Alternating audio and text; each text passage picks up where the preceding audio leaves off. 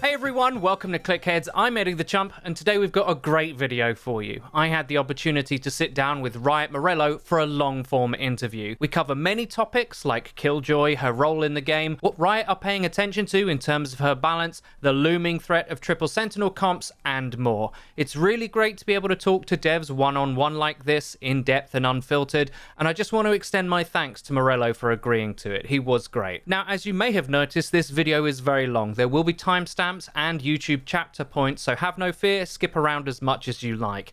I really hope you enjoy videos like this, and make sure to check out Morello's socials in the description box below, including his stream where he does Valorant Q&As alongside other great content. With all that said, let's dive straight in. So, I'll start with the first one. Killjoy is now out, and I wanted to know from the team's perspective and yours, who does she directly compete with for player choice for picking her? Like, who is the closest agent that you think someone is going to have to make a hard decision between who they play, Killjoy or another? That's what I'd like to know. I think right now, I would see her hard competition probably being Cypher, much more than Sage.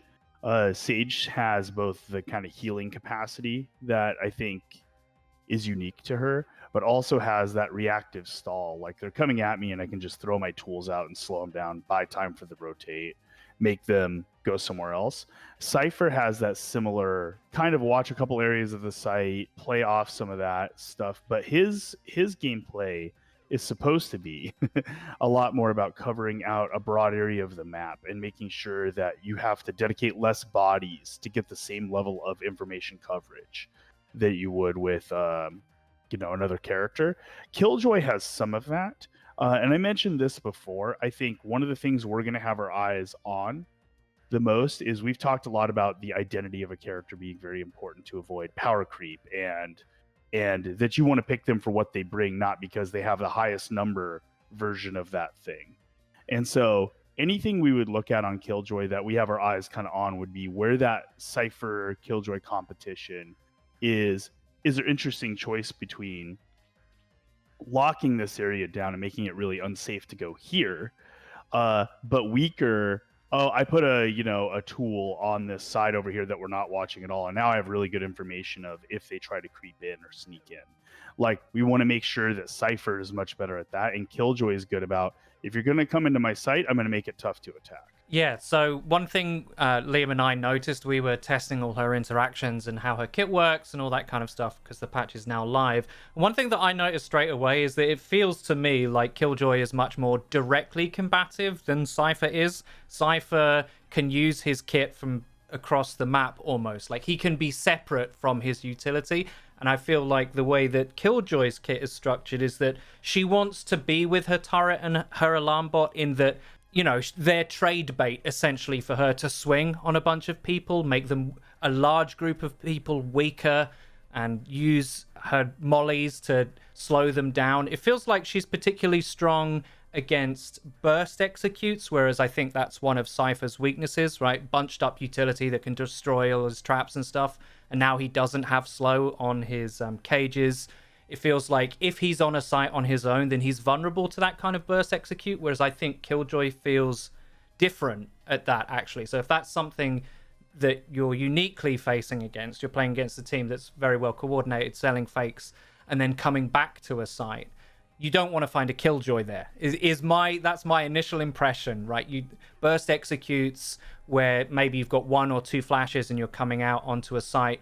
She has much more direct combative options than Cypher does necessarily. Is my assessment right? Do you feel that's true of her? Yeah, and I'm actually really glad to hear you say that, because that is our goal. Is Killjoy trade bait is the right way to describe what Killjoy's kit's supposed to do. And when everybody saw the turret and we had problem of the week last week with the leak and everything, I think people were like, I think somebody, I know Hiko said this, but I think a few other people had said this too, is like, I'm really worried about our ability to create crossfires with this turret or these tools. And for Killjoy, that's the goal, is that she's swinging on these tools to take fights at just the right time. And then shutting that down is about, trading on her or having the right setup or approaching the site differently to reduce that risk. Killjoy being on a site makes any attack you're going to do there just riskier and potentially more deadly. and that's what she's supposed to be for, is make you uncomfortable attacking this place. Yeah, I think she's going to be quite well suited to that. I have to be honest, when I first saw her kit breakdown and everyone else was worried, I was kind of low on Killjoy. I was like, the turret doesn't do much damage, and, it's trade bait. There's plenty of other tools in the game that are like that. I quoted Lear as being an example. Sometimes you're not even looking for Lear to actually blind people. You're like, look over here, and then you swing on it. There's plenty of other stuff in the game that already does that, so I wasn't that worried. But when Liam started to we tested it on split B, right? And I was attacking with Phoenix, and he would put the turret in one side or in heaven because its range is way further than I initially thought. And he would put an alarm bot the other side and then a nano swarm in front of me. And as soon as I flash out and I walk out and the turret starts shooting me, he just activates all this stuff and I just died instantly. And I was like, so it's not each individual part of her kit that is necessarily scary. It's how she uses all her tools at once, which is obviously going to be a commitment from a player in a way that Cypher isn't. Cypher has this playstyle where you can, like I said earlier, you can use his utility kind of passively and play away from it to maybe reinforce another site. I don't think you're going to get the most out of Killjoy if you do that with her. But if you do play like that and people do come where you are, I was quite surprised at how quickly I died, right? And how much time I didn't have to react to anything, because I know all her kit is stealth and you can destroy it. And I'm glad that there's like those counterplay options in there. But I was quite surprised at how potent she was. Just as a question tagged onto that, I'd like to know what I call contact points for her balance that you referenced you were watching for her, like when she comes out, whether she's too strong or too good. Can you just briefly talk about what those things are and what your team's paying attention to? Sure, yeah, absolutely. I think that potency that you're seeing is something we'd like to be able for Killjoy to uniquely do. Kind of wombo up if all four of the utility is placed, in the right spot at the right choke, and you don't deal with it, or you don't approach either really slow or really fast, or use Raze and Sova utility, right, to destroy this, like I think people have learned to do with Cypher. That I think a deadly outcome is okay, but I think a lot of it should also be predicated on the alarm bot. The alarm bot's vulnerability should be the sort of piece that makes that all come together. The alarm bot now doesn't do damage either, so we wanted to really make the alarm bot both. You could use it for kind of it's an okay recon tool or a setup tool for the rest of your utility. I'd like to make sure that both that's true, and I think the other component of this is a level of commitment like you're talking about. She can't recall her bees, which I think helps, but she can recall her alarmo bot and her turret on a pretty low cooldown. Those would probably be the likely things to hit if anything needs to be hit. Obviously, we're not just going to hit things to hit things. If it works as it is, then great, everybody gets to use it and it's enjoyable. But obviously, you want the character to be fun to play, right, obviously, right. And I say that, and this is important. I'm always going to die on this hill because I think it's a unique approach we take on Valorant. Is while we do want her to be fun to play, the game ecosystem comes first. I'm okay making her less fun to play if it makes the game ecosystem worse, and that doesn't necessarily mean more frustrating. Killjoy is going to be frustrating to fight. I think for her to have for a Sentinel character to have impact, and a lot of times I think frustration is inherent. You want to do something. We want to hit this site. We want to execute. We want to come in clean. And then Sentinels are really kind of a no class. Yeah, they're the no button of the game. Yeah. And we found when we've had Sentinels undertuned, and they may be a little overtuned right now. The Cypher pick rate and Sage pick rates are things we're actively looking at right now. But that they help maintain the pace of the game that's really effective. It's really hard to stop a rush in Valorant without some tools to help you, especially without universal utility, right? So the people who are bringing some of those defensive tools, I think, have to have a certain level of potency to actually prevent just slamma-jamma metas from just, slam all day, every day, which is a pretty flat way to play. And kind of as a result of that, Sentinels are frustrating if you're on the people who are trying to attack. But I hope that frustration comes out as a fair frustration. I hope it comes out as okay, instead of we can't do anything, we need to do different things. It's uncomfortable. it pushes us out of our default response. And a lot of characters, I think, when we talk about impact versus, you know, a character being frustrating, I think Raze has this frustration too on the other side, right? Where that frustration is okay to me if it's actually holding up the right gameplay, because I think dying to either utility or getting checkmated by Reyna, or getting gummed up by Sage, or getting caught when you have the sneakiest flank on Cypher, are all frustrating moments that happen in Valorant, right? But those frustration moments are required to get this value, right? They're required to have the gameplay and to actually have character identity. So I think that's one thing I'd talk about. So my reckoning isn't going to be that, in 2 weeks, everybody's going to be like, Killjoy's great and I love her. Some people are just going to be like, fucking, I hate this character. She's so frustrating to fight against. I don't like it. I'm okay with some of that. There's obviously a level where that's okay and that's not okay, and it's kind of nuanced. But I think that's a statement is frustration doesn't always equal bad. It's what is the gameplay that's causing that frustration, and can players do something that lets them play around that game? I agree with you. I think, people have always in FPSs whined about what's killed them, right? Like it's very common. And I would say that, like, personally, like, putting my ego aside, it's very clear for me to understand my own bias. Like, my favorite character is Reyna, and I like wham bam, thank you ma'am, rushing characters. Like, that's what I like to do. I want to play CS and I want to pop flash myself and I want to be aggressive and all that kind of stuff. But the game isn't actually just that. And I know you take time to talk about it's sweaty edgelord gunplay, or whatever you called it, that this kind of obsession with it should only be guns and all that kind of stuff. I agree with you. There should be stuff in the game that makes you pause and makes you question. The only difficult part is when people can make cogent arguments that they don't have the tools, or there aren't the outplay options to get around something that's, like, particularly strong, especially on defense. Like, that, going back to that bit where you talked about you want Killjoy to be fun to play, I bet there's like 1 million Cypher players who are like, release Cypher was amazing to play, Well, that's because he was, frankly, completely overpowered. So of course it's going to be fun to play. The thing I'm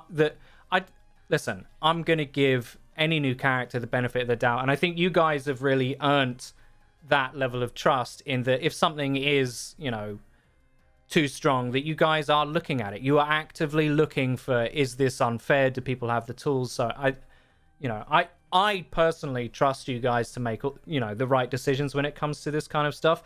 There is one element that has been briefly touched on, and I, at the time, kind of poo-pooed it because I can see why you wouldn't want to do this. But are you guys concerned about Triple Sentinel? Are you guys concerned with people being like, well, yes, Killjoy isn't Cypher. She does something much more specific and unique to her, but that frees up the Cypher player to put his stuff at another site, and then you've got, if the map has 2 sites, then you've got 2 really difficult points of egress that we might not have the utility, even with Sova, Raze, and flashes, all that kind of stuff. We might, in a balanced comp, we might not have enough to deal with 2 sites that are defended like that. And if they've also got a Sage, then you've got slow orbs and walls and all that kind of stuff. Is that something that you're aware of and looking to make sure doesn't happen? Like, what even are your options there? Yeah, it is something I'm worried about. There's kind of 2 levels of this. Like, let's talk about, there's 2 Zoom levels. Let's talk about Killjoy releases, and now we have 3 Sentinels. That's one thing to look at. And then let's look at, like, something we've been talking about for a couple of years now that I think is good to share. That's related to this issue. So when it comes to Triple Sentinel or strategies like this that start feeling gimmicky, or they start feeling like, okay, they could slow the game down to a degree to where not only are the counters really either difficult or inaccessible to get to, it's not really, realistic to have enough to deal with this, but it's also like slowing the game down with a Sentinel or 2 is one thing that, changes the pace of the game. There's a level where the game just comes to a screeching halt that's not good, and I think 3 Sentinel is probably a good tipping point for that, where it's like every site has some nightmare that goes beyond tactical puzzle into just like, I even worry about it more on, like, say, Ascent, where you're like, I'm going to use Sage to stall mid out, and then both the sites have a Sentinel on them. This is all stuff I'm kind of like, just they're theoreticals in my head. I'm okay if these things occur.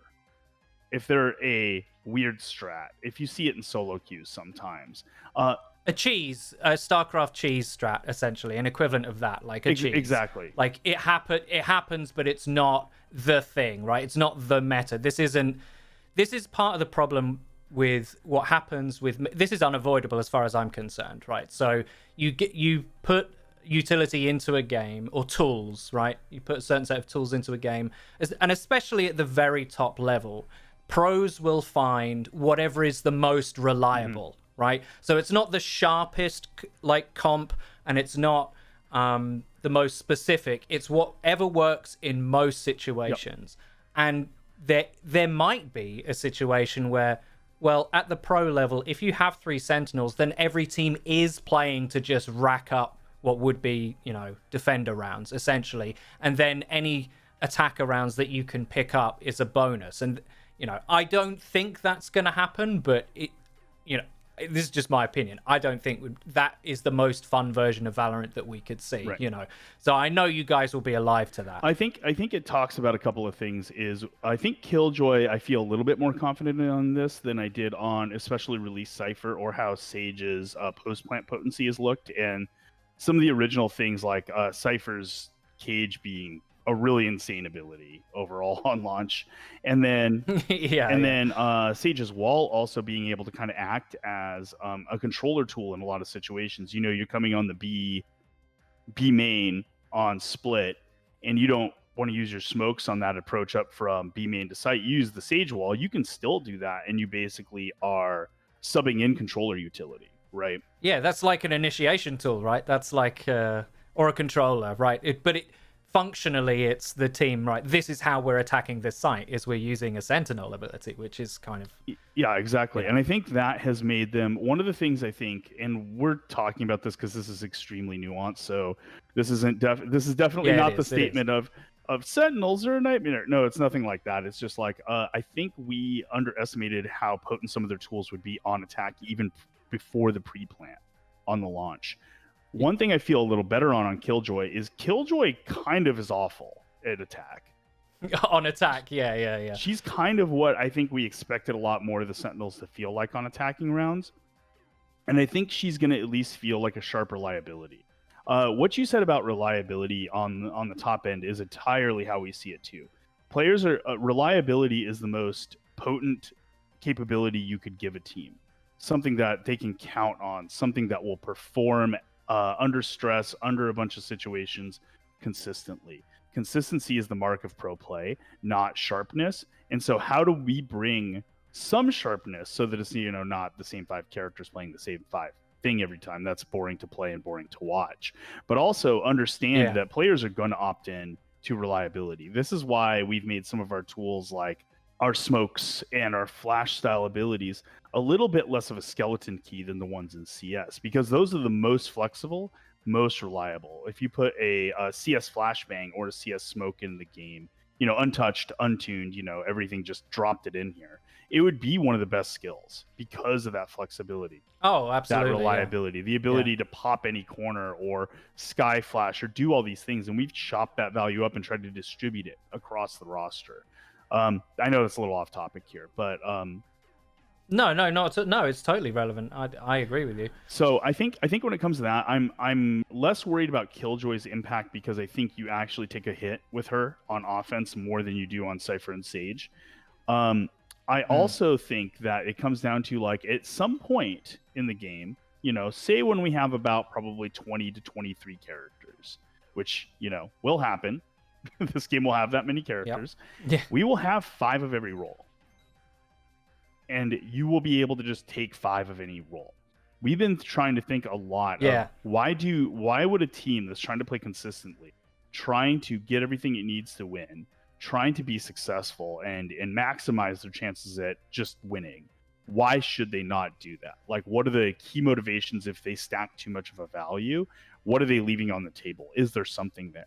And I think in most cases, we have pretty good answers to that. Sentinels, I think, we're talking about, the op meta conversation still rages on. I'm like, bring 5 Sentinels and then talk to me about what you're going to do about an op. Like, I, Yeah, I yeah. think you might not be able to take attack rounds at all. Especially against like double op setups with skilled players Hmm. behind them. Like Cypher has his cage, you could use that to cross. But that's about it. So I was going to say one of the weaknesses of Sage is that she does very little against ops, right? And it feels to me like Killjoy does nothing against an op. Really, like functionally speaking, she doesn't have any line of sight denial in a direct way. She can make you very cautious about peeking an angle, but she doesn't literally stop that line of sight from being viable. Like that, she doesn't do that. So from my perspective, if you're going to take triple Sentinel now, it will happen. I'm just going to say that for you viewers. It's going to happen. You're going to be in solo queue matchmaking games in your rank matches, and you will have that. That is going to happen, but that doesn't mean that it's the thing. I don't think that's going to be the case, but when we do, sorry to cut you off. When we do have 5 of anything, like those comps are going to be run because Reddit loves memes, but that doesn't mean that they're necessarily going to break the game. Sorry. No, it's okay. I even think it would be okay to see that as a cheeky half in a tournament. You know what I mean? It is like, we're losing. We don't, we got bodied on, we're or not a cheeky half, but a cheeky round is like, we think this other team is a lot stronger than us. We're going to try something. We're going to Hail Mary this. TSM's already been doing a little bit of this. To a softer degree. So if I saw people running like triple Sentinel in a tournament, but it was like one game, that's a really ideal state. That's where I want to see people.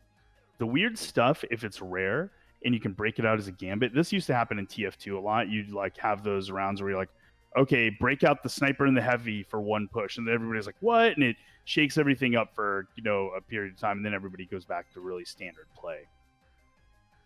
Yeah, it's kind of my partners on the channel are going to meme me for mentioning this, but I know that you're also a fan of fighting games, and it's kind of a fighting game tactic. It's like a pocket character that you might play in tournament play if you know the matchup is bad for whoever you're playing against. Exactly. I think it doesn't translate 1-to-1, obviously, but I think considering it like what a pocket pick would be.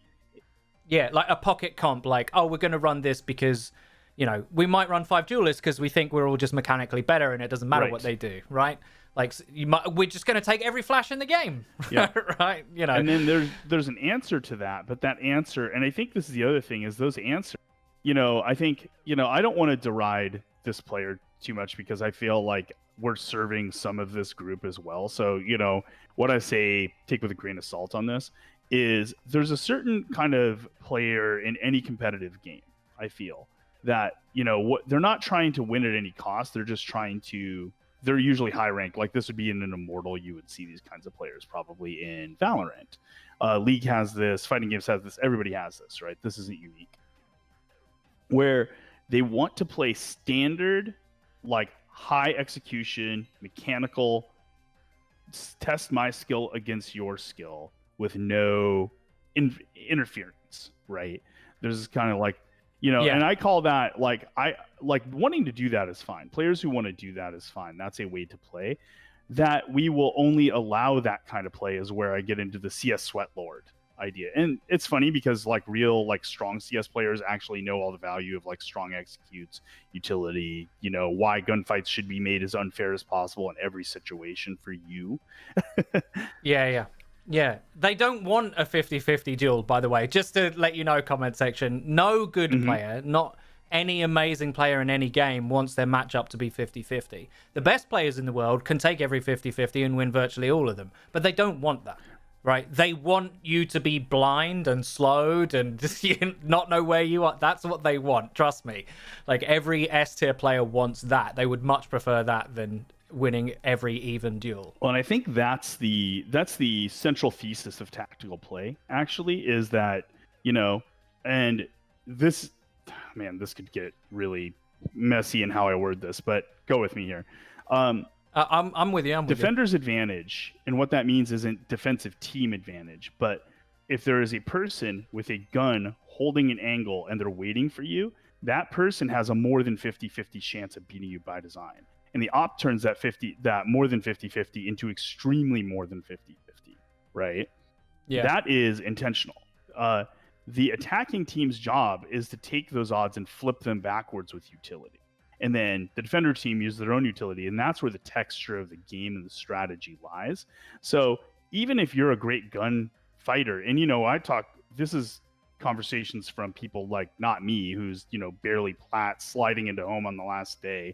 I'm not good enough to say I do this all the time, but Volcano, Nick Wu, players like this who are maximizing the game that work on the team. They're like, I don't want to take a fight. When we were talking about our flash utility, they're like, I don't want to take this fight because it only ups my odds to about 75%. That's not enough. That's not reliable. And they're like, they wouldn't take any fight they didn't think they would almost automatically win unless they made a mistake.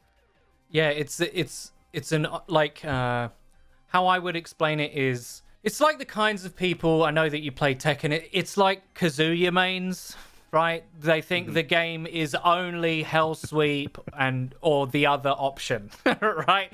Or it's people who only play Ryu mirrors and it's, low forward fireball and that's it. And that's what they think Street Fighter is, and that's what they think Tekken is, and anything outside of that, any, Gan Ryu or like weird character is just cheese and isn't the real game. Like that's not where, as you said, the texture of the game is actually. Like I was going to ask you about the reaction to Killjoy. I guess we're already kind of talking about it in a roundabout way. I would say that pretty much everything about the game, particularly when it comes to agents, has had almost universal acclaim up until this point. People are really excited about it. Maybe Ray's got a bit of negative reaction like a week after. Were you surprised that people kind of like had this knee-jerk reaction to Killjoy? Not entirely. I think the leak certainly didn't help us because it basically put the context in the absolute worst life, like you see a turret, and then everybody, I'm going to say this. If I didn't work on the game, I would have saw that and I've been like, are you guys really putting Torbjorn in the game? I would have thought that too, because every single example we see is the engineer or is like this guy who puts up this ultra deadly turret and can't do anything else, right? That's what we as player base has been trained to believe a turret is. And so it needed a lot of context. It needed a lot of the numbers were important in this case. It needed to kind of come out in the right way. And since it didn't, that didn't help a lot. We also knew it was going to be spicy. People were talking about is Reyna going to be spicy? I'm like, no, because Sweat Lords will love her. So I think you're going to get a lot of people being like, cool, this is a high skill frag pop off style agent. Cool, I like it. Yeah, she's glass cannon. She plays into the I want to be a good player fantasy. Like that's what she does. And that's why she's my favorite agent, right? That's why I love playing her, because when she works, you feel like a god. And that's the design of that character. Whereas Killjoy is different, and that's okay. Yeah, and I think the reaction doesn't super surprise me. And I think one of the things is, I've said this before a few times, and this doesn't matter. This is just like trivia almost. But Killjoy, Raze, and Sage have been in the game longer than I've been on the team. They were some of the very, very, very original prototypes for Valorant. And their kits are very similar to what they were in those days. They're not, nothing's untouched. But it's interesting because I think if she would have come out within the launch roster, we originally planned for Killjoy to be out in the launch roster, of the original set. But basically the way to say it is making games is hard. We had to stir the pot a lot on which art we could get ready first and which technical challenges we had ready to solve versus which ones we had to punt on. All these kinds of very practical order of operations problems meant we had to push Killjoy past the launch. And I think that also makes her a harder pill to swallow, because you see a game without her and then it's added. From a player perspective, it looks like it's added. Are you taking the game in a weird direction? It's from our perspective, which again, I understand why players wouldn't have this perspective. Why would they? It doesn't make sense for them to. Killjoy's always been a part of the game, and we're finally just putting her out. Where I get it. Breach and Brimstone are actually some of the freshest gameplay additions, and I think they also use more familiar tactical tools. So, I think they're a little easier pill to swallow for, the conservative audience or the audience that's felt like they've been really burned in the past by other developers. Yeah, without mentioning any names, but I know exactly what you mean. Yeah. Okay, so I think for the Killjoy conversation, we've covered quite a lot of ground there. It's funny, like when people who love these kind of games to actually get the chance to talk to developers, it's not lost on me how unique this is, because other games don't do this. When you said in your stream that like Valve went out for cigarettes 9 years ago about CS:GO, that made me die. I just want to tell you how much of a chuckle that gave me. That was amazing. That's keeping it real right there. I mean, yeah, no, it is. What is? I got a lot of respect for Valve. It's like, you can't say they haven't done a bunch of good stuff. They have, but I mean, they're not accidentally doing that. They have a very particular way of interacting with the community, which is generally we don't. Yeah. Yeah, and it's worked in their favor and against them numerous times. We won't talk about skin betting and all that. We'll leave that under the rug. But I do want to. You've said a few things in streams that have really intrigued me, and one of them was the direction of the agents past this core 12. And you've said before that Killjoy has obviously been in the game a long time, but in release schedule, she's the last of the core of what you see as Valorant's tactical base. I don't know. I don't want to put words in your mouth. I think that's fairly accurate. And that you said for the future, obviously you can't spoil anything. You're not going to leak anything. But you referenced Reyna's design in. It's kind of different to a lot of the rest of the other agents in that you're totally okay with her being a glass cannon and her having a very sharp edge. And if you're not good, don't pick her, right? And you've said that there will be more agents with that kind of tuning. Can you elaborate on that, obviously without spoiling, like characters with very specific overlap that will be sharp in various areas? Or I don't want you to get in trouble or anything, but I just found that statement very interesting. No, it's okay. I can talk in a limited format. Like you said, I get to do this because since I get to make certain I have a certain level of like familiarity with what we're doing and kind of like being able to talk about it without trying to give away the farm. Like, I get you. But yeah, I think there's a certain level of the roster now is kind of how we imagine, like, this is what the game looks like at a baseline. And then we want to build on top of that.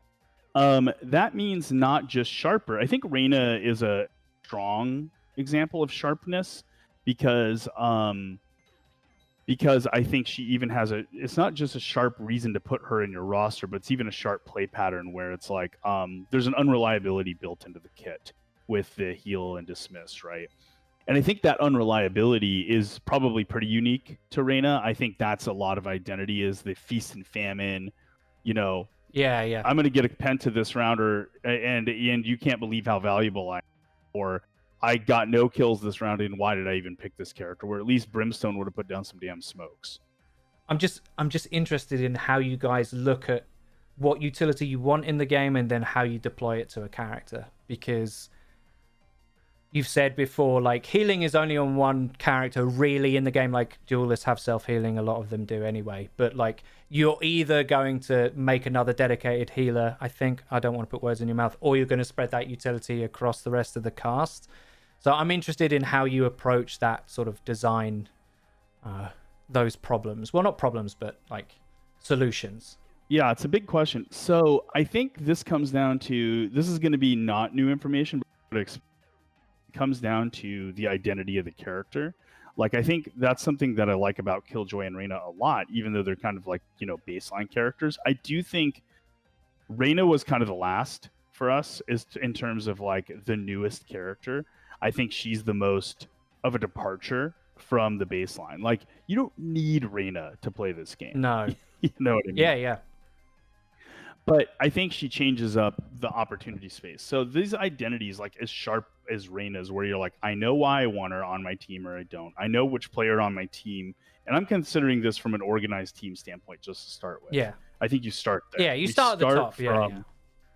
Yeah, we start from this. We go, when do I want to pick her? When do I not want to pick her? What's the minimum value? A lot of the overlap you see on our characters, like Reyna having Lear, is about making sure to spread out the tactical tooling of smokes, flashes, vision blocking, entry tools, and things like this, because you just need a lot of them. Yeah. And every character doesn't have them, and not putting them on Sentinels is really important for the reasons we talked about.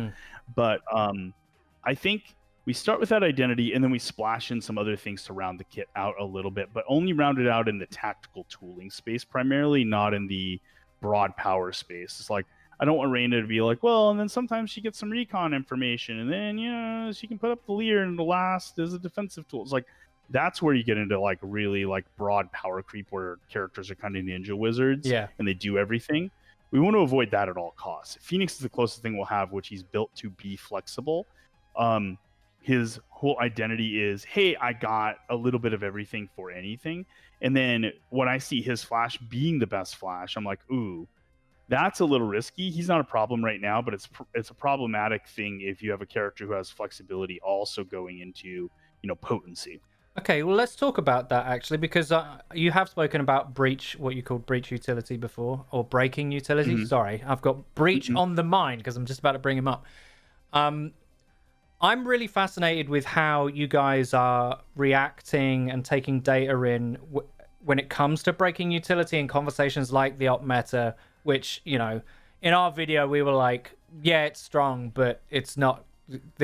That's not a thing, right? Like, not at the top level anyway. It certainly wasn't a thing. I find it really interesting that you guys are watching the tournaments, and, you know, you guys were thinking about breach, because I was gonna say, like, is there any character that doesn't deliver on their promise of why you would pick them? And I have to say that I would put breach at the top of the list for that still, even though he's getting more playtime in the top NA tournaments. I still don't think, I mean, it's just a personal opinion, obviously, I still don't think he does what he's supposed to effectively enough, or that he's too difficult, right? Like, he's very hard to play in like solo queue outside of like what I would call elite tier, which is like immortal and above.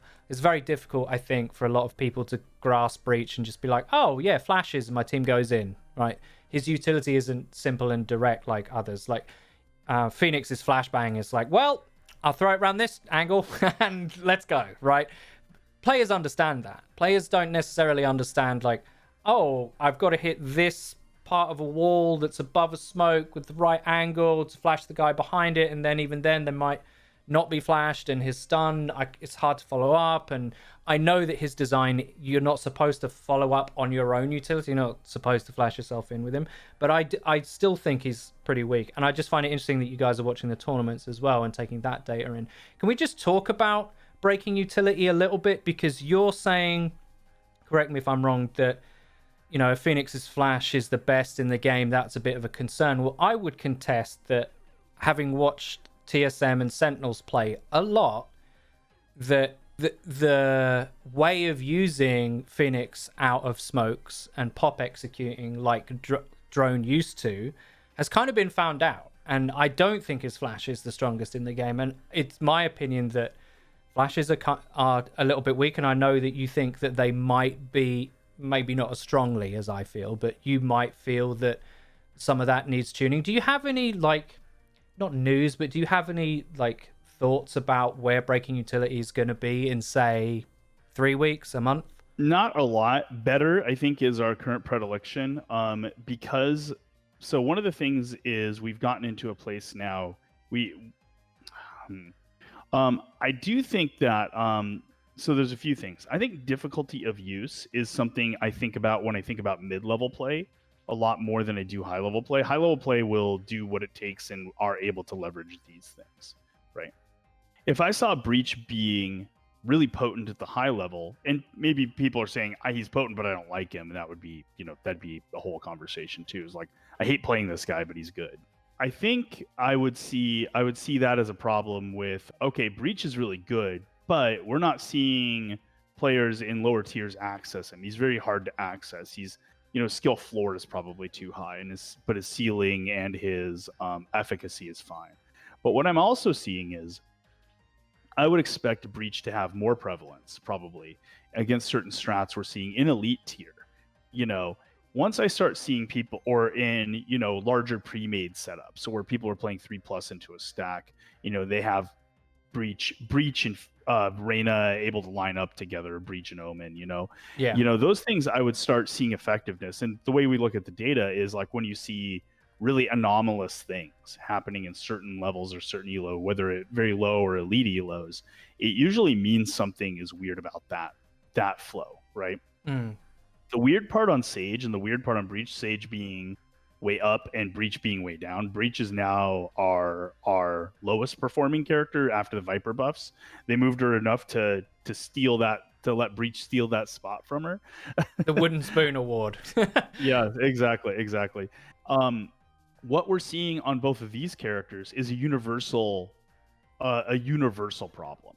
Now, I think why that problem exists at different elos has a little bit of delta. I don't think it's like, you don't see the same problem for the same reason, but it means people at the high level aren't able to get enough out of him to say, I should pick this character over other characters. And when I do, I'm getting results that should look like this.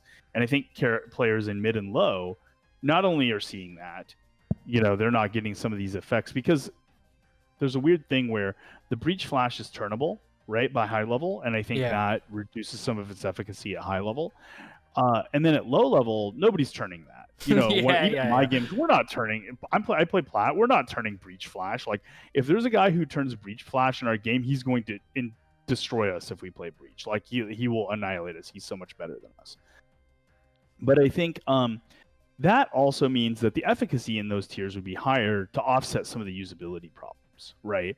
Like, it means that when you flash, you're going to nail it more often than you do in tournament play, where you see these quick flick look away, op re-peak, and then, they didn't give up any ground because of the timing warning. Well, the reading of the game at that level is just so much better. So part of the reason, like, why pros are so good at turning flashes and things like that is because at a certain point in the round, they have info, they know where someone is, they know it's coming. So they listen for the sound cues. People aren't doing that in ranked. That's not happening, right? Right. Exactly. And so the problems come out as they are different types of problem for each elo. But when I see, something like Reyna, I see, you see her being like really strongly performing at low elos and then fine at, medium and high. That means, people aren't accessing the core gameplay of being able to beat her for some reason. Is there a way to improve that without improving her power or decreasing her power? Yes, this is something I was going to ask you about later. I'd heard a little rumor that Reyna might be getting some tuning. Yeah. Do you have any news on that? Obviously, be careful because it's my favorite character. Yeah, I can't do it yet. I can't give any news yet. And things I wanted to talk about on this is I've said this a lot, but I will say this as many times as I need to until Reddit starts saying it instead. That's how like in depth, like how strong this approach is to us. Is we don't want to be slow and we don't want to ignore the community. Obviously, we don't want to just sit around. Well, let's see how it goes. That's not what we're doing or what our plan is. But I also want to be careful, lock things in, and choose changes that are good over changes that are fast, if that makes sense. This might be this can be contentious, and I think it's not contentious for a bad reason. This is a debatable statement. I think we debate about this internally sometimes is, the game having a balance problem that we already know about for 2 more weeks isn't, we would rather not have that, obviously. But if my choice is we could fix it now, and maybe we didn't fix it the right way, or maybe we're taking the character in the wrong direction, or in our haste we didn't make quality changes that were tested. I would rather that the game is a little weird for 2 more weeks, which is a temporary problem that we'll kind of all forget about in a month. You know what I mean? Or it won't impact our daily play after that time has passed, but then the character ends up in a better spot for a very long period of time after we're done. That we're building a really solid, reliable foundation for the character so that we don't, tune ourselves into a rework. That we don't, we went and tuned Reyna all these different ways and they weren't great changes because we didn't test them and we just wanted to react really quickly. And now what we've ended up with is a mess. And now we have to go do something more drastic. And people who love Reyna are really frustrated with it. And that's To me, that's my nightmare. That's the situation that I'm the most worried about. So a lot of our methodology is to avoid those scenarios where we have to whiplash players with buff and nerf over and over again as we tune it in, or renege on a player promise that we made because we couldn't get it right. If we can't get it right after we try, I'll wave the white flag and go, okay, great, we'll fix those problems at a fundamental level with like a rework. But that is the last resort. And that means I want to be careful to not get there so that we don't let players down on the player promises, don't have to whiplash them so they don't know what to expect or what to trust in each patch. And so that they know when they look at the series of things we're doing, they see a consistent throughput that shows the direction we want to take the game. I've heard you say that Sage is nuts like a few times, and I agree with you. Like, if you take her in isolation just and look at her kit and how much value she has, like, I'm surprised that she doesn't have 100% pick rate, etc. But it's players are kind of okay with that, it seems, right? The player base has learned to play with and against her, and they don't see her as a problem, right? They just don't. Like, most people aren't decrying on the forums or on Reddit, like, oh, Sage is ruining Valorant. That's not happening. And it's interesting how that happens with some characters and not others, right? Because I guarantee you, now that Killjoy's out, that will happen with her. Yes. But a character like Sage, no one cares because they're so used to it.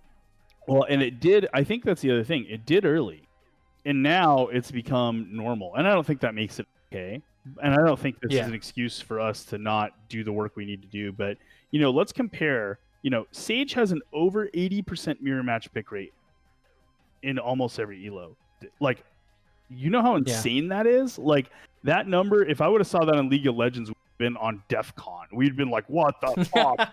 That's like what you get when Karthus has a bug that makes him invisible.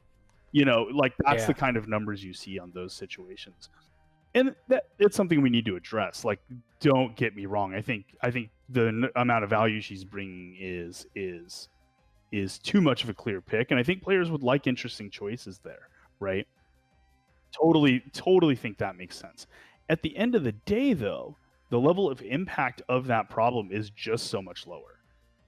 It just matters less, I think. Not that it doesn't matter. How it negatively impacts the player experience or the competitive integrity of the game. Compare this to, say, GOATs, like where it changes the shape of the game. It changes what the game is. And I think where something like Force Sentinel becoming a common optimal strat has that similar level of impact. It's never about a character in this case. It's about comps and trends. And I think making sure that we have tools to deal with that. And I think a lot of it coming through the tactical tooling, like smokes and flashes, can help us a lot there too. Yeah, it's kind of odd. Like, I was thinking back a while ago in our conversation when you were saying at a certain point the game will have a certain amount of agents, 5 of each class. And when I first got to play the game, and this has colored my perspective about the game ever since, is that I was just like, well, controllers are the most important, right? Instantly in my head, I was like, because I came from CS, I was like, well, smokes and flashes, right? I even said it in another time that I got to talk to developers. I was like, well, Brim's like Diva. He's kind of, he's a must pick, but that's fine. Like, he's completely fine. And it was because of my bias, because I was like, well, the game needs smokes. So a smoke character is going to get picked. Is there a ratio of characters where you're like, well, this class will always have more? Like in Overwatch, that's, it's become the damage category. The damage category has about, I don't know, 600 heroes in it, and there's 4 tanks still or whatever. Do you think that's going to happen with Valorant, or has it always been your perspective to get 5 of every kind of descriptive role in your game? Because I know you see it that way. They're not prescriptive, they're descriptive. I mean, I think it's not even a goal as much as it is just a fact of linear time. It's it'll just happen, right? And so it's right, here's what I don't want is a raw 12 duelists, 4 initiators. That's awful. So, just if you just put those two things together, then eventually you're like, at some point we're going to have a world where you can stack value. And then our thinking is instead of going, well, how do we avoid that ever happening? We go, how do we encourage players how do we make strengths and weaknesses to where that feels like it's a bad comp? That feels like it has weaknesses that are unreliable. It feels like if I do this, I'm really going for something cheeky and it's a Hail Mary.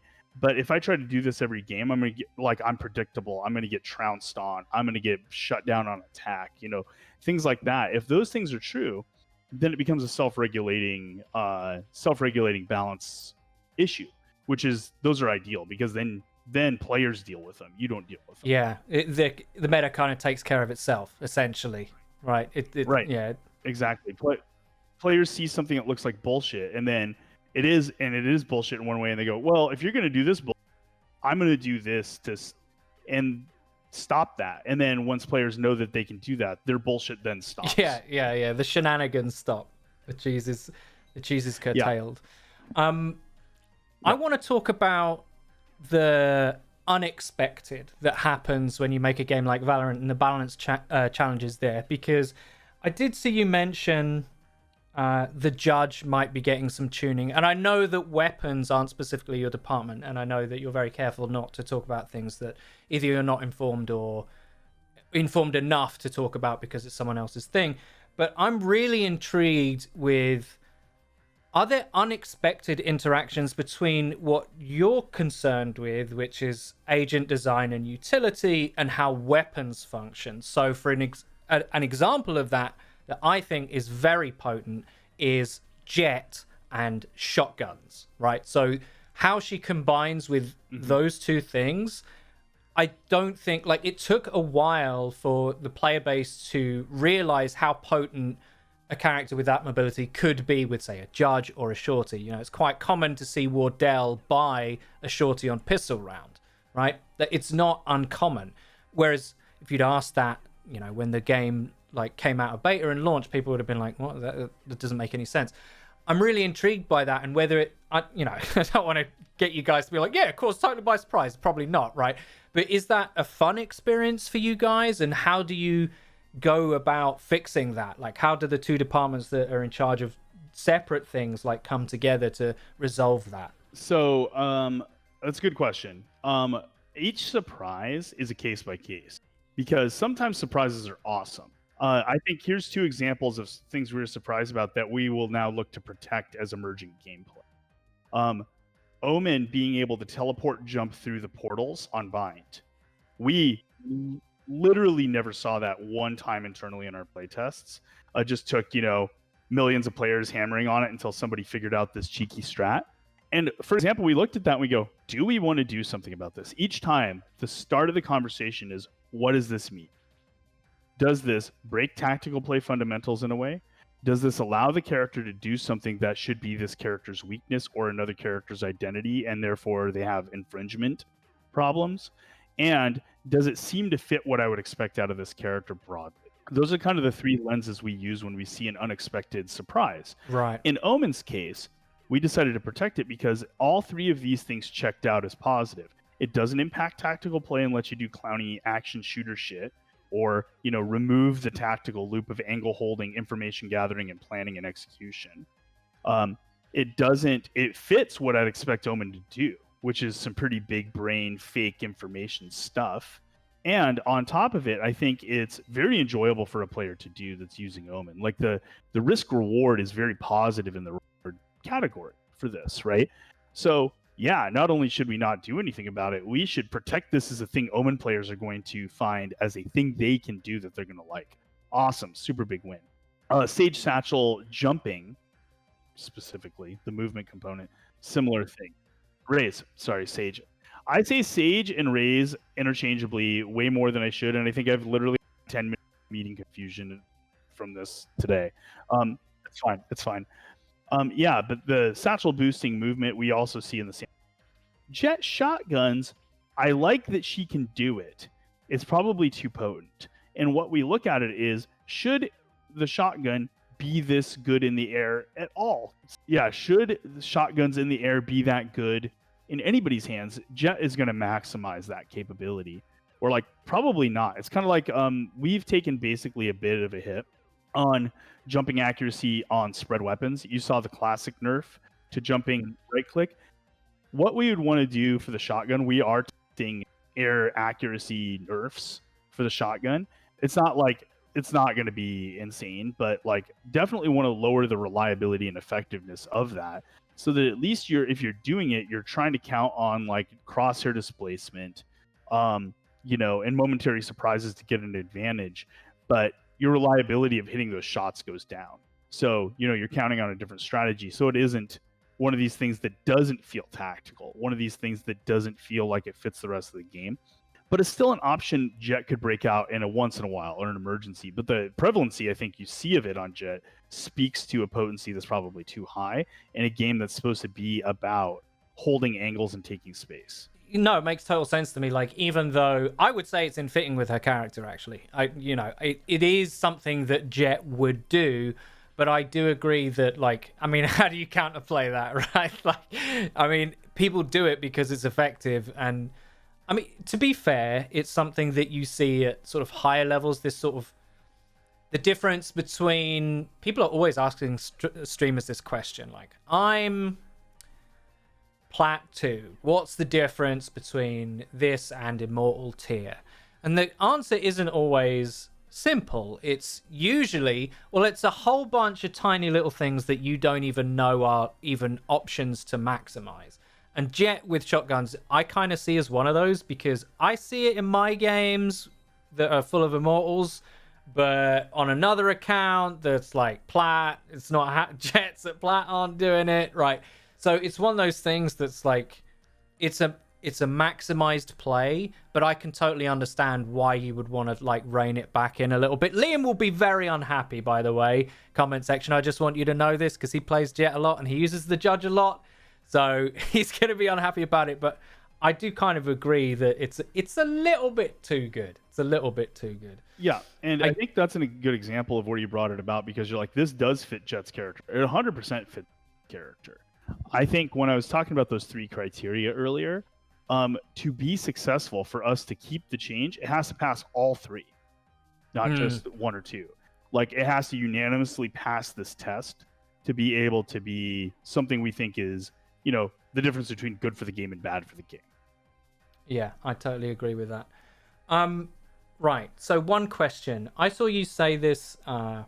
This was in reaction to sort of the idea that people send you agent concepts and they've done maybe their own artwork, and it's a fun thing to do. And, we've had a few concepts on the channel because they're fun and people like them.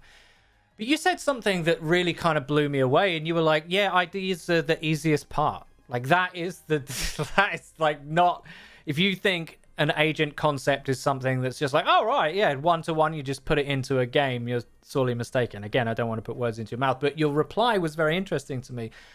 And you said ideas are the easiest part. I'd really like to know what's the hardest part about agent design. Usually the hardest part is it's all in the problem solving and execution of the idea. So that's why I think, like, and ideas not just being the easiest part for designers, but I think everybody can do a good ideas. It's I always used to go to GDC and go do some recruiting and stuff like that. Talk to students and hopefuls. Yes. Within game design, and I always called it, we're going to start with Morello's heartbreak 10 minutes. I'm coming here and I'm going to break your heart about game design a little bit. And then I'd have you'd have like 50 people listening to that. And then about 7 or so would stay around after. Those 7 people really wanted to do game design. Everybody else wanted to have cool ideas and be the ideas person. That's not a job. And it's because, like, I could go to the comment section of this video and probably get legitimately good ideas on the regs, Yeah. Like, ideas are fun and easy. When we actually get to work on ideas, which is not very common, like, we actually sit there and laugh about it. We're like, haha, this is the part of the job that's fun that everybody thinks the whole job is, and we do it like 1 day a month. Yeah, great. So the hardest problem is problem solving, iteration through the problems. Balancing goals versus player feedback, balancing out. It's basically spinning plates. There's a ton of different inputs into the character. Player fantasy, tactical gameplay health, artist needs. What are they trying to get to work? making sure that the game flow works when you use all the abilities in conjunction with each other, that the decision making is rich between each ability, that the choice competition of the character is well protected, that the tactical loop is maintained and exemplified through this character in some way, that when it's frustrating, it's good frustration instead of bad frustration. It's after the idea and after the prototyping and actually getting in there and trying to make the thing and deciding how to make the thing better and if the thing is good is a lot of the work. And it's frankly, it's a very fun job. If you like problem solving and you like really complex, nuanced problems, game design can be a lot of fun. If you want your cool idea and you want to make it work at any cost, game design is a heartbreak. Yeah, it's a challenge that's common to many creative disciplines. It's like, what's the phrase? Like, you have to murder your babies, basically. Mm-hmm. Like, you can't have attachment to things that you think are a great idea because they might end up ruining everything. You know, it's a very common thing with creative pursuits. I think anyone that's used to doing any kind of writing or whatever will feel what you just said immensely, right? Yeah. Okay, thank you very much. Well, I'd like to thank you a lot for doing this. It means a lot to the guys that run this channel and myself personally. It's a real pleasure to get to talk to devs that, you know, are passionate about their game and are receptive to feedback. I think I remember when I first met you, you said we won't always get along, and that's fine. Up until this point, we have. So, you know, long may that continue. So I want to say a massive thank you to you. Thank you for coming on today. No, of course. Thanks for having me.